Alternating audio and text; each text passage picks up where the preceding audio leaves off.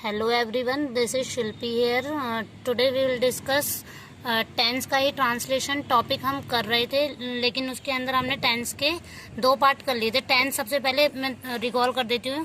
Tense तीन तरीके के होते हैं हमारे: present tense, past tense and future tense.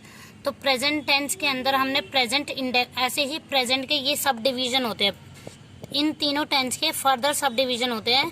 तो ये चार सब डिवीजन होते हैं, जैसे present indefinite tense, present continuous tense, present perfect tense and present perfect continuous tense.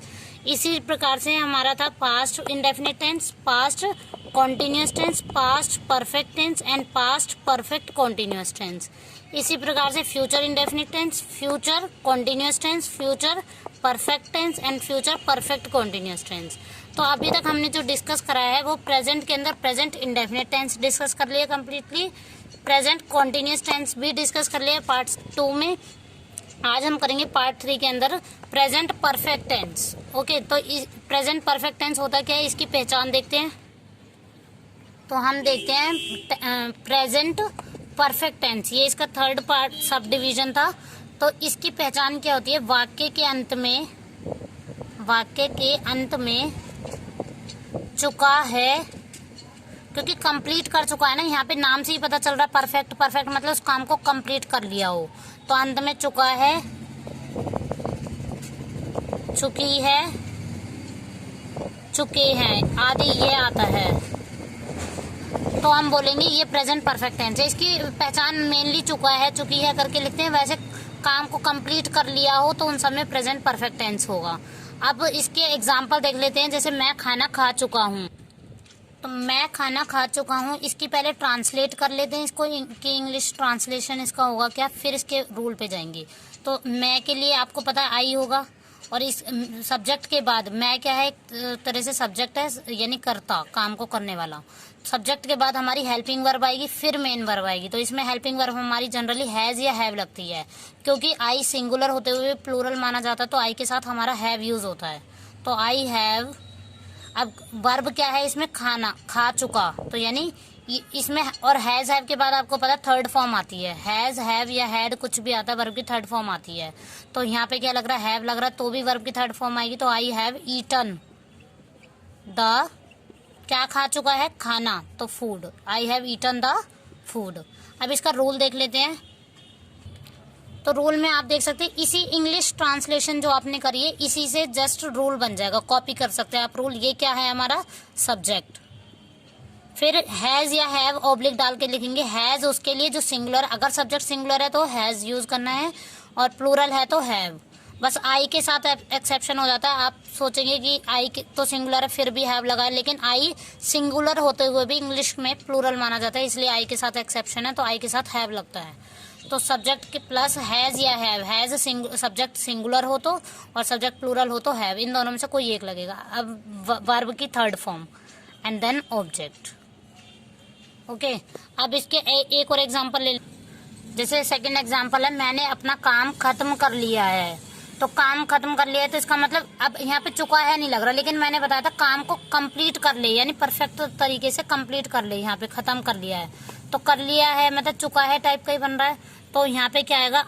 मैंने की जगह यहाँ पे क्या है? ये मैं वर्ड की तरह ही काम कर रहा है, तो यानी सब्जेक्ट के प्लेस पे लगा हुआ, तो आई। फिर आई के साथ हैव लगेगा हमारा। फिर हैव के बाद आई हैव फिनिश्ड, खत्म करने को बोलते हैं फिनिश्ड, माई वर्क, अपना काम के लिए माई वर्क। तो I have finished my work. इस तरीके से आप बना सकते हैं। सब्जेक्ट देख सकते हैं, इसका रूल देख सकते हैं। रूल हमारा क्या था? Subject plus has have.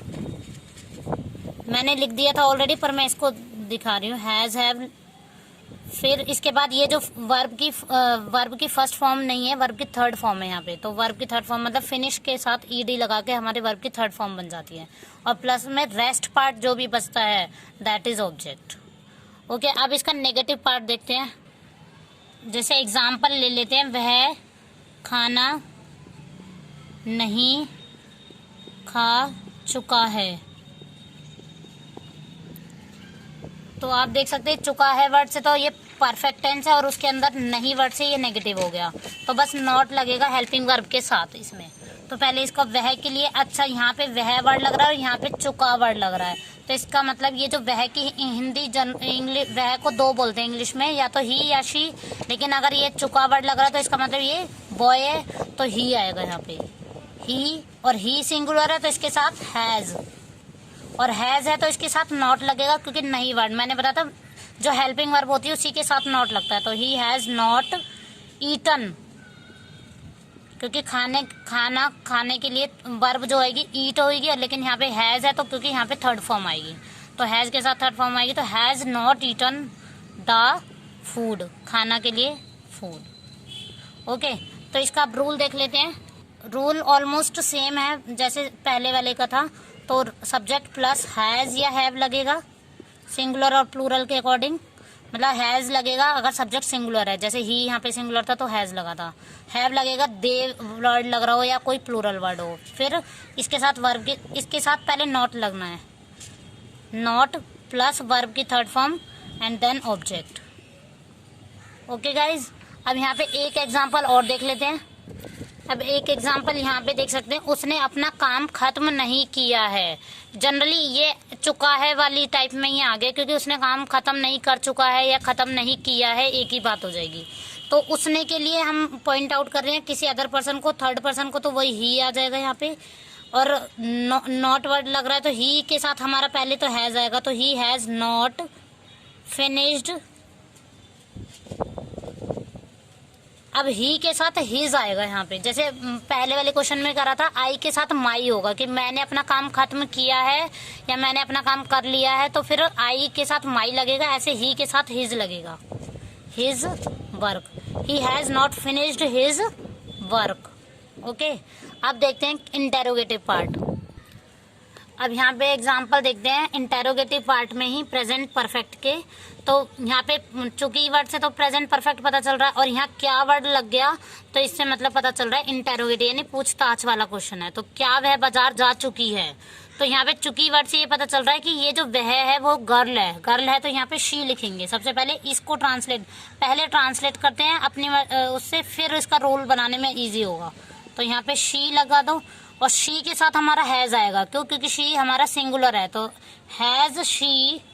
अब यहाँ पे जाने के लिए क्या यूज होता है, गो, और गो की यहाँ पे थर्ड फॉर्म यूज होनी है, तो गो वेंट गॉन, यानी थर्ड फॉर्म हो गई गोन। तो हैज शी गॉन, और गॉन के साथ टू लगता ही लगता है, gone to the market, has she gone to the market. अब इसका देखते हैं रूल, क्वेश्चन मार्क लगाना है क्योंकि क्वेश्चन। तो यहाँ पे हेल्प जब भी क्वेश्चन मार्क वाला हो तो इसके अंदर हमें इंटेरोगेटिव का रूल कैसे बनाना है। जैसे इस क्या वर्ड को छुपा के आप क्या, शी हैज, अगर मैं बोलती वह बाजार जा चुकी है तो शी, ये हैज इधर लग जाता, she has gone to the market. अब यहाँ पे क्या वह बाजार जा चुके, तो वही जो हैज इसके साथ था वो आगे आ जाएगा सब्जेक्ट से पहले, तो has she gone to the market. तो वही काम करना है यहाँ पे भी, रूल में भी हैज हैव पहले लग जाएगा, फिर सब्जेक्ट लगेगा, फिर वर्ब की थर्ड फॉर्म लगेगी, और फिर rest part that is object. Okay, अब यहाँ पे देखते हैं नेक्स्ट, इसका एक और एग्जांपल देखते हैं, फिर इंटेरोगेटिव नेगेटिव देखते हैं। अब एग्जांपल देख लेते हैं, क्या बच्चे सो चुके हैं। तो सबसे पहले वही बच्चे सो चुके, तो चिल्ड्रन हैव स्लेप्ट होगा। अब यहाँ पे बच्चे के आगे क्या वर्ड लग गया, तो वही यहाँ पे बच्चे को इंग्लिश में बोलेंगे चिल्ड्रन, और चिल्ड्रन क्योंकि बहुत सारे हैं तो यहाँ पे हैव लगेगा, हैव चिल्ड्रन। और सोने की इंग्लिश होगी स्लीप, लेकिन यहाँ पे थर्ड फॉर्म लगनी है, तो हैव चिल्ड्रन स्लेप्ट और क्वेश्चन मार्क। ओके, और यहाँ पे ऑब्जेक्ट तो है ही नहीं कि भाई कहाँ सो चुके हैं या क्या कर रहे हैं, वो चीज ऑब्जेक्ट है ही नहीं, तो हैव चिल्ड्रन स्लेप्ट ओनली। अब देखते हैं इंटेरोगेटिव नेगेटिव, इसी के अंदर फोर्थ पार्ट देखते हैं, फोर्थ फर्दर सब डिवीजन यानी इंटेरोगेटिव नेगेटिव। तो इसमें क्या वर्ड भी आएगा और नहीं वर्ड भी आएगा। जैसे क्या मैं खाना नहीं खा चुका हूँ,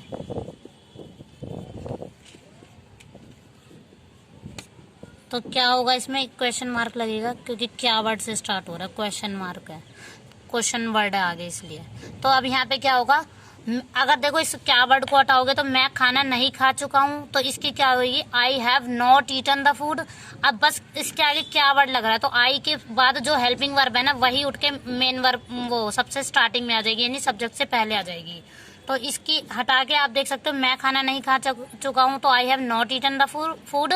और यही वर्ड अगर मैंने बोल दिया क्या मैं खाना नहीं खा चुका हूँ, तो वो जो हैव है वो आगे उठ के आ जाएगा, यानी have I not eaten the food, have I not eaten the food question mark. Okay, अब इसका रूल देखते हैं, फिर इसका नेक्स्ट एक एग्जांपल और देखते हैं। तो रूल में क्या देखेंगे, आप यहीं से कॉपी कर सकते हैं, हैज हैव प्लस इसके बाद आ रहा है सब्जेक्ट प्लस नॉट, फिर यहाँ पे ईटन मतलब वर्ब की third form and then object. Okay, यही रूल है और इसी के यही रूल यूज होना है सब में, इंटरोगेटिव नेगेटिव में, वो भी प्रेजेंट परफेक्ट के में। अब देखते हैं एक एग्जांपल और, देखते हैं क्या वे पढ़ाई नहीं कर चुके हैं। देखो क्या वर्ड भी लग रहा है, नहीं भी, थोड़ा सुनने में अजीब लगता है। जनरली हम डेली यूज में ऐसे बोलते हैं क्या उन्होंने पढ़ाई नहीं की है, इस टाइप से बोलेंगे। तो नहीं की है तो वही आ जाएगा एक तरह से, अभी आज की पढ़ाई नहीं की है इस तरीके से, तो आज का काम नहीं करा तो प्रेजेंट परफेक्ट, मतलब आज उसने पढ़ाई नहीं की है, इस टाइप से बोलते हैं हम डेली। पर यहाँ पे क्योंकि मैं चुका है वर्ड से बता रखा है, तो मतलब थोड़ा सा इनकी फॉर्म चेंज हो सकती है बोलने में डेली यूज में। तो क्या उन्होंने आज पढ़ाई नहीं की है या क्या वे पढ़ाई नहीं कर चुके हैं, तो फिर क्या हो जाएगा, यहाँ पे सबसे पहले हम दे यूज करेंगे, ये दे सबसे पहले सब्जेक्ट। अब क्योंकि ये प्लूरल है, मतलब ये क्या है, प्लूरल है, तो इसके साथ लगेगा हैव दे, फिर नॉट लगेगा। अच्छा, एक दो तरह का होता है पढ़ाई करने में, एक पढ़ने को रीड भी बोलते हैं और एक पढ़ने को स्टडी भी बोलते हैं। लेकिन जब बुक पढ़ने की बात होगी तो रीड अ बुक आएगा, और लेकिन जब सिंपली पढ़ाई करने की बात आएगी तो स्टडी, और स्टडी की थर्ड फॉर्म होती है studied. Have they not studied, मतलब उन्होंने आज पढ़ाई नहीं की है, इस टाइप से। अगर मैं आज लगा दूं तो यहाँ पे लग जाएगा have they not studied today.